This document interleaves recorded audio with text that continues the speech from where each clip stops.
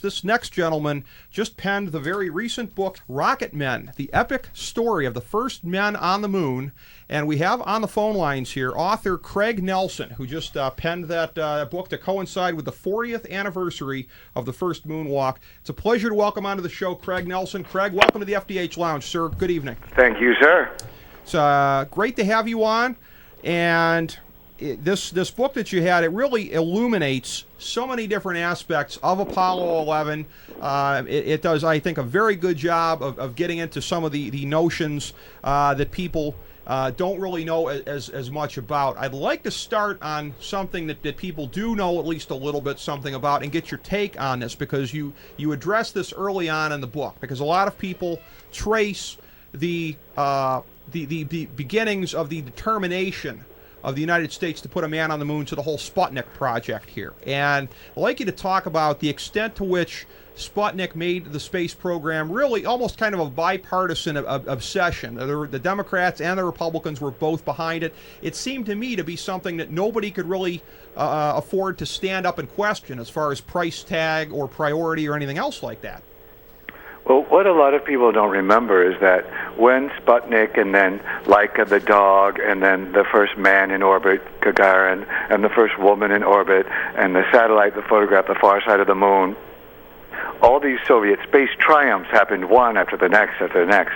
And what people don't remember is that a lot of these things terrified Americans at the time, because they thought that the Soviets were going to use space as a new battleground, a new way to launch weapons to attack America. And they were right. The Soviets were planning on doing that. So the race to get to the moon was to show the Soviets that we had equivalent science and technology to theirs and could defend ourselves if they tried to attack us from space. And that's something that's kind of intriguing, because that was, I think, one of the thoughts that people were having. Maybe people didn't fully understand the ramifications of it, and it was, which is understandable, because all you know is that the Red Menace is up there in space, and people are free to kind of let their imaginations run wild, especially in that era. You've got a man who is probably the foremost man associated with just driving this thing to the extent that it was, that being President Kennedy. What's very interesting in your book, and I think this is one of the big takeaways that people have from your book, Rocket Men, the epic story of the first men on the moon, the notion that President Kennedy in private may have had some misgivings about the price tag, or I guess did have some misgivings about the price tag. That never got out, at least in its own time. Yeah, I think the reason we went to the moon was a combination of Kennedy and Johnson. You had Kennedy, who got the sort of average American excited about doing this in a way that Johnson could never do afterwards. And you had Johnson, who was able to get the Senate behind it by various ways that he knew of to do it. So he was able to get Congress working, and Kennedy was able to do it through the public. And it really took the two of them, and really Johnson was the engine of the whole thing. Kennedy had mixed feelings. Johnson thought going to the moon was exactly the kind of thing America should do. And incidentally, and again, that right there probably had a lot to do with him getting his name on the project in Houston, correct? The fact that he was such the muscle, a big part of the muscle behind the project, that's probably a good reason that it's the Johnson Space Center, correct?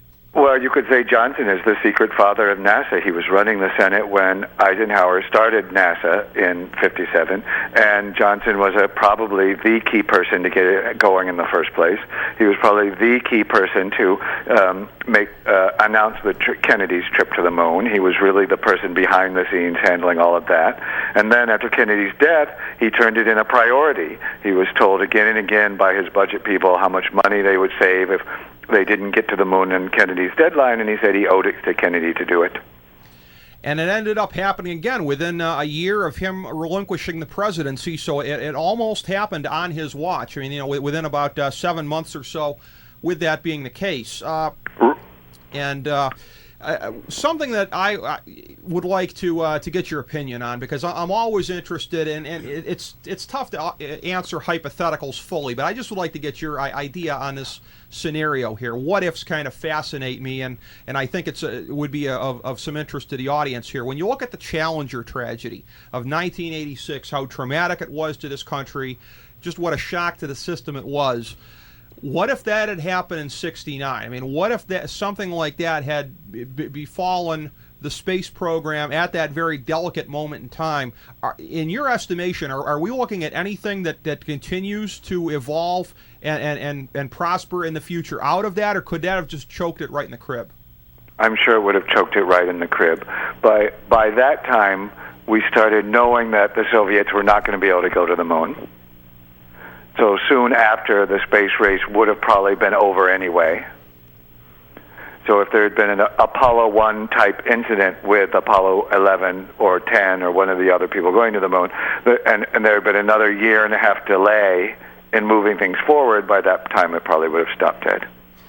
One of the elements in the book that you address that's very interesting is the cross-pollination between astronauts and fighter pilots, and how, and I guess the notion of being in a capsule like that, it would be natural, I suppose. There's probably similar skill sets if we were to look at the population on that. But I was intrigued to see in your book the notion that these astronauts really tended to bristle at the notion that they were one-dimensional thrill junkies. A lot of them really seemed to take that kind of an inference personally, it seemed like.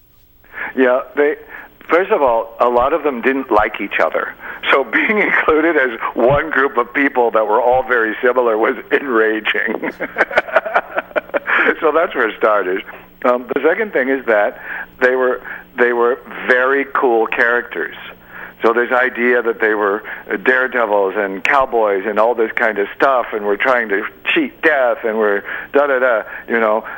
they weren't that way at all. However, it is true that if they hadn't been at NASA, they would have been flying in Vietnam.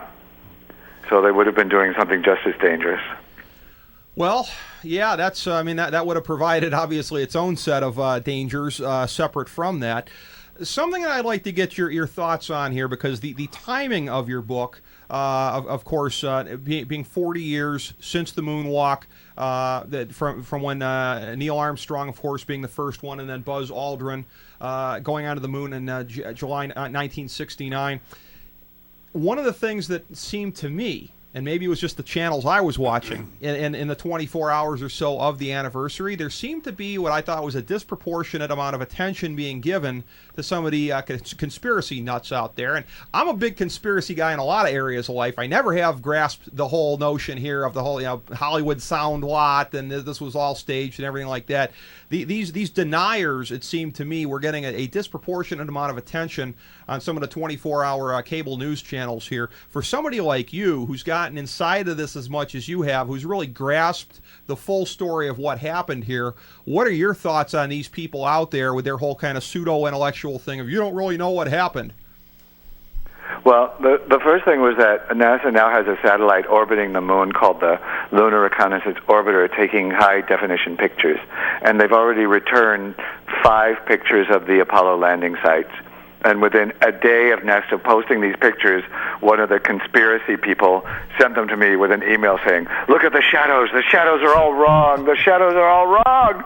So I think, if you flew them to the moon, they would think you had faked it. And they are convinced that they know something, that the wool has been pulled over the rest of our eyes, and they know the truth. And they can't be talked out of it. And I think actually it's sad, because this is one of the great American triumphs of all time, and it wasn't just this story about astronauts and engineers. It took 400,000 Americans to go to the moon. And one of the stories I heard that was so incredible that I heard too late to get in the book is that the women who were sewing and gluing together the spacesuits that Armstrong and Aldrin wore on the moon had union jobs. And they would check out of their jobs at 5:15 and go around the back door and check in and work all night for free. And they worked so hard to make sure those suits were perfect and done on time that 2 of them had nervous breakdowns. They literally were, these 50 and 60-year-old women were working 18-hour days, 7 days a week to get this done. It was the greatest moment of their lives.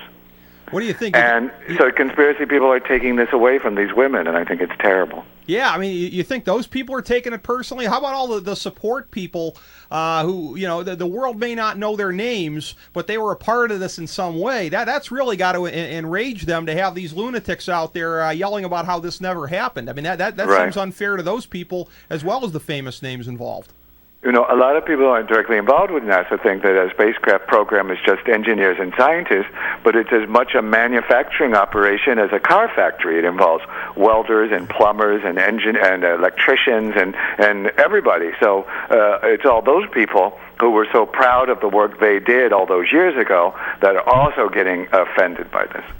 Well, I can well imagine that that's the case because you know, it's maligning the accomplishments of, again, not just the famous, but anybody else involved in this. Craig, we love to give a chance to our guests on the show to plug anything that they've got going on here. Of course, the immediate project that you have, Rocket Men, the epic story of the first men on the moon. Additionally, previous books, The First Heroes, Thomas Paine. Anything else that you'd like to plug, sir? Please take this opportunity. Sure, Rocket Man is going on the New York Times bestseller list, tied at 15 on Sunday, so I'm in a good mood. Well, excellent, excellent. We are we're getting this on our internet TV cameras here. I am holding it up here, and everybody can see the excellent picture. Nice job with the zoom in there, Ryan. Great job. The excellent picture of Neil Armstrong on the moon, standing before the American flag. An excellent cover picture matching an excellent book, Rocket Men, this epic story of the first men on the moon. Craig Nelson, you are an excellent author, sir. It's been a pleasure to have you on the show tonight. We'd love to have you on again sometime, sir. Anytime. Thank you, sir.